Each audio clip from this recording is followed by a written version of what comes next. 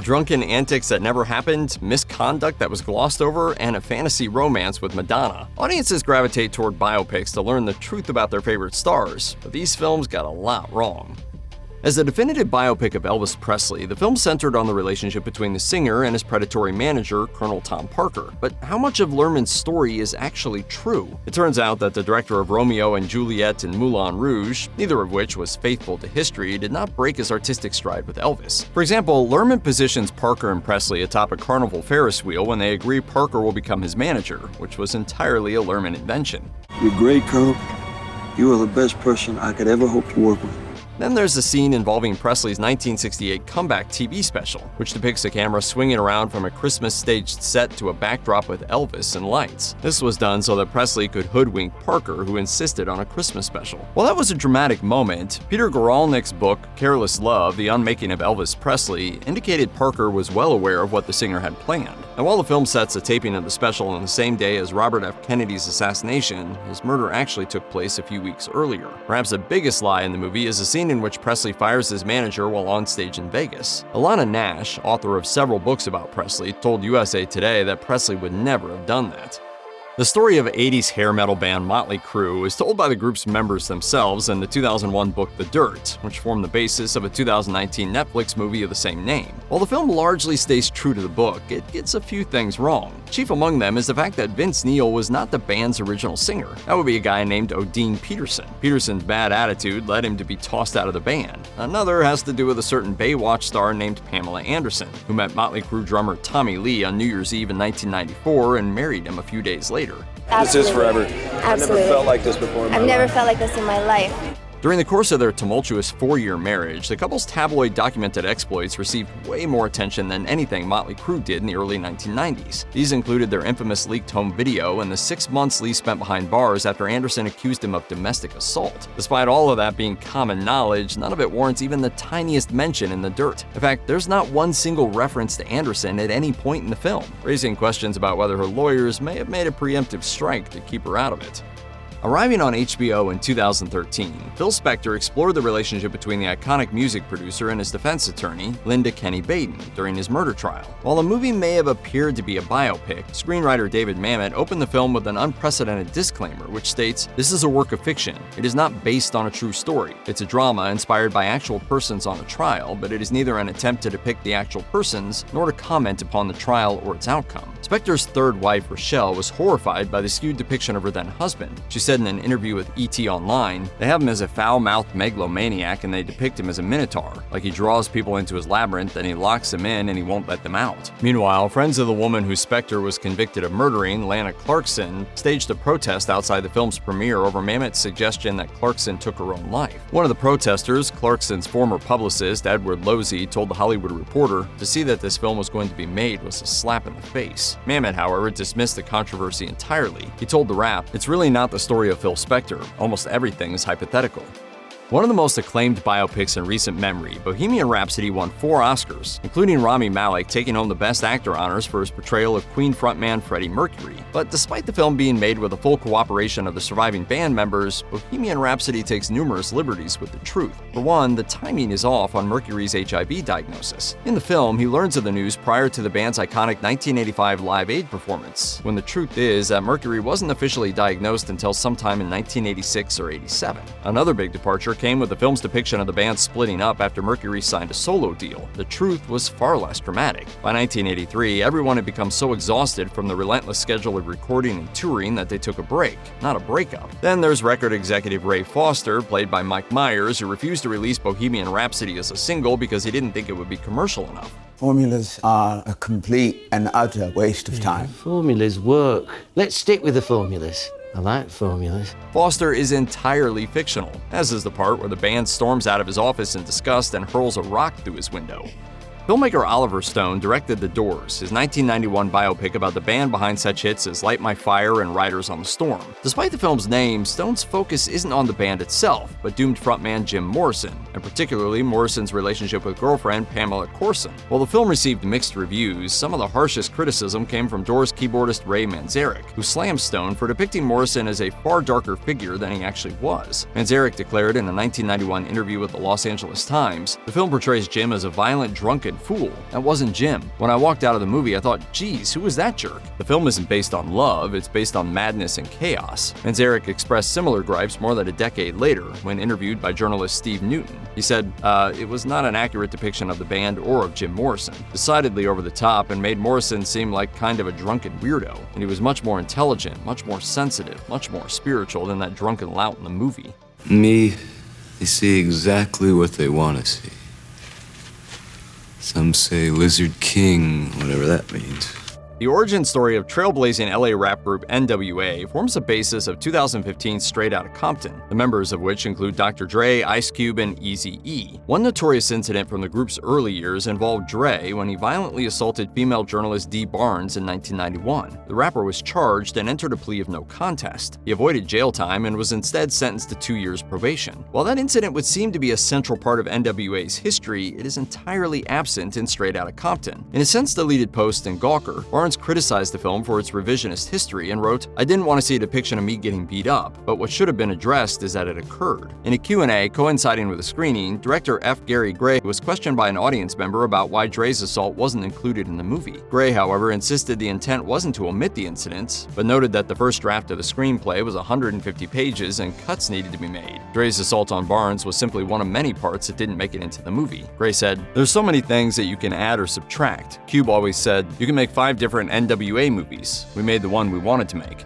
I have a sound in my head, and so far it's not like anything we've done here. Arriving in theaters in 1978, the Buddy Holly story chronicled the rise of Buddy Holly in the early days of rock and roll until his tragic death in a 1959 plane crash. While Gary Busey earned an Oscar nomination for his performance as the late singer, the film was also criticized for containing numerous inaccuracies. Joby Malden, a member of Holly's backing band, told Rolling Stone, "I'm not highly impressed with the movie. It was presented as biography, and it is a long way from that." Also miffed was Norman Petty, the producer and co-writer of such Holly hits as That'll Be the Day and Peggy Sue. Petty doesn't appear in the movie at all, despite being an integral component in Holly's musical success. He told Rolling Stone, "But I was purposely left out of the movie. I felt like a non-entity, like some very important years of my life had just been wiped out." In fact, the actual namesake of Peggy Sue Garrow Rackham, heaped scorn upon the amount of dramatic license taken by the movie. In the late 1950s, Rackham was married to Cricket's drummer Jerry Allison and was very close with Holly and his wife Maria Elena. She told Rolling Stone, "The movie's typical Hollywood gobbledygook fantasy. I had thought there would be more of a story than what there was, and Jerry and Buddy were very close, closer than most brothers." During his heyday in the early part of the 20th century, Ty Cobb was a baseball superstar, and arguably the most hated player in the sport, notorious as one of the game's dirtiest players. I invented the damn game of baseball! The athlete was portrayed by Tommy Lee Jones in the 1994 biopic Cobb, depicted as a violent, hard-drinking racist. That characterization, however, has been widely disputed and has its origins in a book by sports writer Al Stump, Cobb, The Life and Times of the Meanest Man Who Ever Played Baseball. Stump had previously ghostwritten Cobb's memoir, My Life in Baseball. However, Cobb was so displeased with Stump's error-ridden manuscript that he sent an angry letter to his publisher demanding Stump be removed from the project. The book was published shortly after Cobb's 1961 death, unaltered, and Stump's subsequent book formed the basis of Cobb. Another writer, William R. Cobb, no relation, embarked on a deep dive investigation into Stump's claims about the baseball icon, discovering much of what Stump had written was provably false, based on forged documents he'd created, even faking an entire diary. He published his findings in a book, The Georgia Peach, Stumped by the Storyteller, which concluded that nearly all of the controversy about Cobb over the years had come from Stump's largely fabricated book. William R. Cobb wrote, "These are the writings that are responsible for many, if not most, of the more outrageous and mostly untrue elements of the Cobb myth." Director Terry Gilliam achieved what had been thought to be impossible with his 1998 adaptation of Hunter S. Thompson's surrealistic masterpiece Fear and Loathing in Las Vegas, with Johnny Depp as Thompson. However, an earlier film about Thompson exists, the 1980 comedy Where the Buffalo Roam, with Thompson played by Bill Murray. Murray's wacky take on Thompson is enjoyable enough, but the film itself is riddled with inaccuracies. Most notably of these is that Thompson's friend, Mexican-American attorney Oscar Zeta Acosta, is played by non-Latino Peter Boyle and renamed Carl Laszlo. Interestingly, the lawyer character was initially named Mendoza, but that was changed when complaints arose from the Chicano community about Boyle playing a Hispanic character. Boyle's characterization, in fact, is also far tamer than the person upon which it's based. After Acosta went missing in Mexico in 1974, Thompson eulogized him in a 1977 essay for Rolling Stone, writing, "Acosta, despite any claims to the contrary, was a dangerous thug who lived every day of his life as a stalking monument to the notion that a man with a greed for the truth should expect no mercy and give none." Blonde, the 2022 Netflix movie based on Joyce Carol Oates' 2000 novel, was hit with criticism pretty much immediately. However, director Andrew Dominik was insistent that the movie, in which Ana de Armas plays Marilyn Monroe, isn't a biopic. He said in an interview with Rolling Stone, "I think Blonde is a work of fiction, and it's got just as much Joyce in it as it does Marilyn." That said, Oates, and by extension the film, takes some huge liberties with the facts, particularly when it came to the depiction of Monroe as a member of the throuple with two Hollywood scions, Charlie Chaplin Jr. and Edward G. Robinson Jr. We're juniors, with men who never wanted us. In addition, the film also depicts her having an abortion after ending her relationship with the two men, having become pregnant by one of them. No proof exists for any of that. Then there's her meeting with Mr. Z, likely meant to be Darryl F. Zanuck, the head of 20th Century Fox, during which he assaults her. While Zanuck did have a reputation for exposing himself to aspiring young starlets, there's no evidence that Monroe had that type of experience with him. Monroe biographer Anthony Summers wrote in a piece for The Guardian, "Monroe recalled casting couch encounters, but nothing suggests any of them were with Zanuck. In interviews with almost 700 people, I encountered nothing to suggest that an assault like that happened." Produced for VH1 on a shoestring budget, the 2001 rock biopic Hysteria, the Def Leppard story, took a behind-the-music approach to tell the band's story from the most superficial perspective imaginable. Reviews were brutal, with Deseret News TV critic Scott Iwasaki comparing the film to the beloved parody documentary This Is Spinal Tap. Iwasaki wrote, "The movie reduces Def Leppard to one-dimensional caricatures." These go to 11. In 2023, Def Leppard frontman Joe Elliott referenced the movie during an interview with Metro UK, fielding a question about a possible biopic on the band. Elliott called the movie awful. He also pointed out that it featured guitarist Phil Collen in the band during a period before he'd actually joined. Elliott said, "It was low budget, badly researched, and I had to intervene at one stage to say, you can't put Phil in the band while we're doing High and Dry. We'd get slaughtered by our fans." An entire cottage industry of conspiracy theories has emerged about the tragic death of Rolling Stones guitarist Brian Jones, who was one of many stars who died at age 27. While the official cause of death was accidental drowning while under the influence of drugs and alcohol, various claims have emerged alleging Jones was murdered. Jones's case has been reinvestigated by police a few times over the years, but no evidence has emerged to support those claims. Nevertheless, the 2005 biopic about Jones, Stone, leans heavily into the murder theory. It also so happens that the film is riddled with inaccuracies, including band members playing the incorrect instruments and songs featured in the timeline before they'd been released. For instance, the Jefferson Airplane hit White Rabbit is featured during a 1965 acid trip, despite the fact that the song wasn't released until 2 years later. Meanwhile, the low-budget movie couldn't muster up enough money to license any actual Rolling Stones songs, making for a pretty lame cinematic experience. The Runaways dramatized the founding of the all-female rock band that launched the careers of Shuri Curry, Joan Jett, Lita Ford, and the Bangles' Michael Steele, a founding member who left before the band's major label debut. She was replaced by Jackie Fuchs, who went by Jackie Fox. Interestingly, Fuchs refused to cooperate with producers, who responded by minimizing her character's role in the film. Jett, who did cooperate, sued her former bandmates, claiming that she'd attempted to put a stop to the 2010 movie. One likely reason for her non-participation is Fuchs' allegation that the group's manager, Kim Fowler, assaulted her in full view of Curry and Jett. That event is conspicuously absent from the Runaways, and Jett and Curry claim to have not witnessed it. Fuchs wrote in a Facebook post, "I know some people watching the online drama unfold have been discouraged by the lack of support I received from my former bandmates, to which I can only say that I hope you never have to walk in their shoes. My rape was traumatic for everyone, not just me, and everyone deals with trauma in their own way and time."